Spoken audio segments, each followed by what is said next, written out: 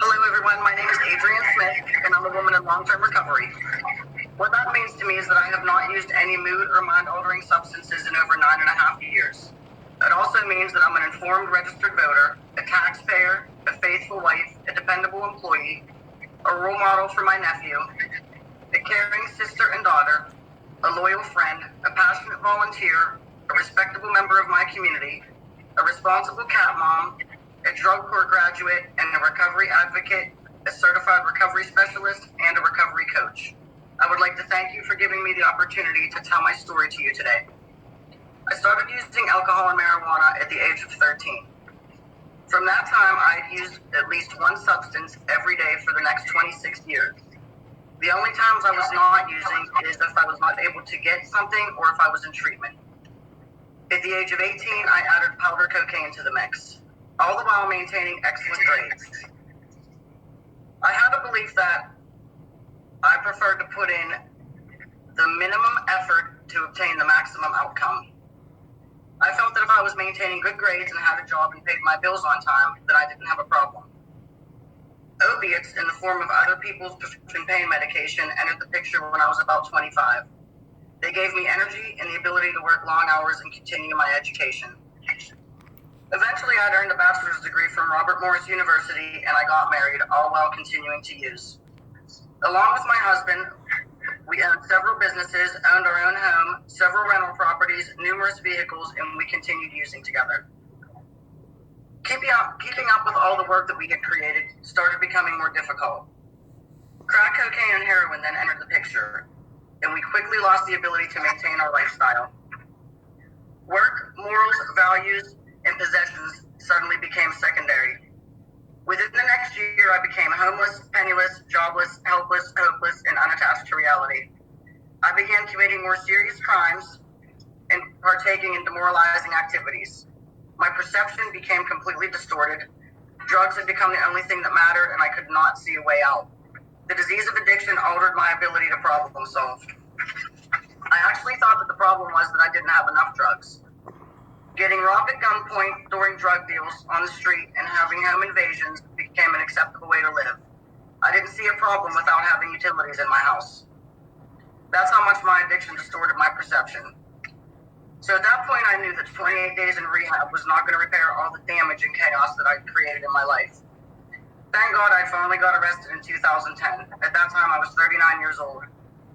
I was facing a mandatory minimum sentence of 2 to 4 years in prison, and my husband was facing 5 to 10 years in prison. I convinced myself that 2 to 4 years won't really be that bad. He could just lock me up for a little while, and I could get out and continue using drugs where I had left off. That was my goal. Recovery did not seem like a realistic option. My husband was on probation at the time of our arrest, so he was detained. He asked to go to an alternative housing program and began his journey to recovery.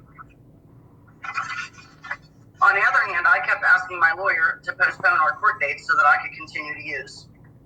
My husband, who had now been in recovery for a year, and my attorney talked me into entering Allegheny County Drug Court. What my attorney had told me was that if I did not take drug court and if I chose a prison sentence, that he was not going to represent me. And my husband had come home the night before our hearing and had given me an ultimatum. He told me if I did not take drug court, that he would lock the doors and no longer have anything to do with me. Drug court interviewed me and told me that I needed to get into a long-term inpatient treatment facility or I would go to jail on my court date. I just did not have the ability to stop using, so I could not enter treatment on my own. I chose to go to jail. Somehow drug court saw a future for me that I just was not able to envision at that time. I wasn't a bad person that needed to get better. I was a sick person that needed to get well. From the first day I entered drug court, I was treated with respect, offered hope, and I was listened to. I spent 21 days in jail, and after that, drug court had placed me in a 6-month inpatient program. I was then fortunate enough to be placed in a supportive housing program while attending intensive outpatient 3 days a week. The supportive housing program that I was in required that we attended recovery support meetings and outpatient treatment, and they assisted us with obtaining transportation to those things. All of the programs I was put into demanded that clients learn how to keep a schedule, make a budget, and follow rules. Those were things that I all knew how to do at one time in my life, but through active addiction, I lost the ability to do those things. Recovery does not occur in a vacuum, and it does not always occur by appointment. My pathway to recovery has included judges, case managers, probation officers, therapists, psychiatrists, social workers, supportive housing, transportation assistance, peer-based recovery support services, mutual aid support groups, online support, spirituality, others in recovery, allies of recovery, and travel. All of these services have helped me build my recovery capital. I now am a woman who works in the field of recovery, and the same individuals who oversaw my criminal case and provided services to me are now my colleagues. I'd like to show you some examples of some hard evidence I have of my journey from addiction to recovery. So this is a stack of late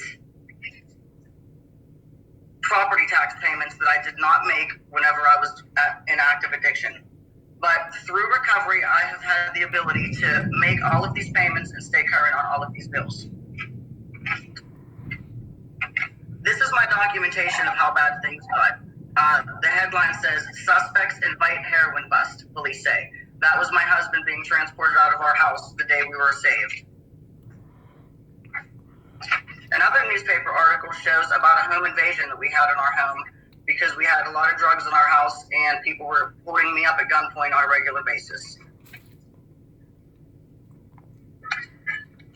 This is a list of all the drugs that were found and confiscated in my house and sent to the forensic lab. So with all that in my past, I have some documentation of my recovery. This is my 9-year coin that my home group gave me when I celebrated 9 years in January.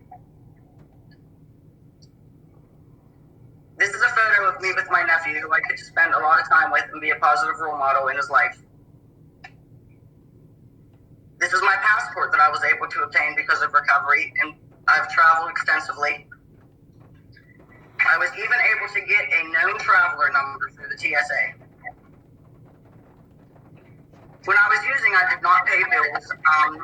I would just stack all my bills up and pretend like they would go away, hence I didn't have any utilities. So whenever I got into recovery, I didn't even have a credit score. I was pretty much unable to be detected except through my rap sheet. So today, I currently have a credit score of 832, which really helps me whenever I'm purchasing new vehicles. I've been featured in a calendar for the Pittsburgh Recovery Walk, and it really means a lot to me because one of the people carrying that banner with me is my sister. I've been invited to sit on the U.S. Attorney's Task Force on Addiction. My husband and I get invited every year to the Lower Borough Police Academy for Citizens.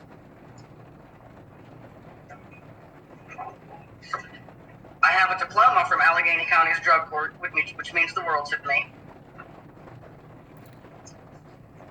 I've been able to present many trainings on addiction and recovery.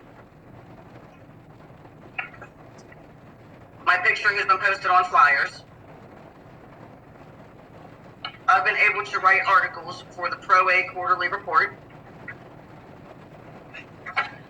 I've received numerous certifications and awards during my time in recovery. Recovery has given me the ability to put on conferences, and this is a conference that I put on called the Fed Up Rally in Market Square in downtown Pittsburgh, and we had the pleasure of having Mayor Peduto speak for us. I've been on the news during recovery, but it was for a good thing. The news was covering our Fed Up Rally that we hosted. I've been in the newspaper several times in recovery, this time also for good things. I helped a local family put on an overdose awareness walk in my town who had lost their son to an overdose. I've had the pleasure of testifying before Congress at the state and national level several times about the needs for addiction treatment and addiction services. I was in the paper again also for that, for a local event that I died. And this is another award that I've received.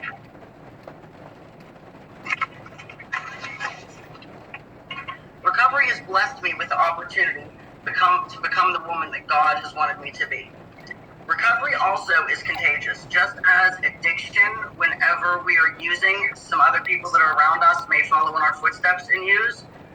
Recovery is definitely contagious. I've had numerous family members that have come into recovery since I have been in recovery, and drug court has even assisted with several of my family members. I had a cousin that was getting out of jail. The only place he had to go was his mother's house, where he would have eventually used. So I was on probation at the time. He was getting out of jail on probation. Our probation officers had communicated with each other and agreed to let him come and stay at our house. And it was amazing. I just got to go to his youngest child's first birthday party with him over the weekend. So I just want to let you all know that to the world, you may only be one person. To one person, you may be the world. And on behalf of myself, my family, my friends, and my clients, I would like to thank Drug Court for giving me the opportunity to recover. Thank you.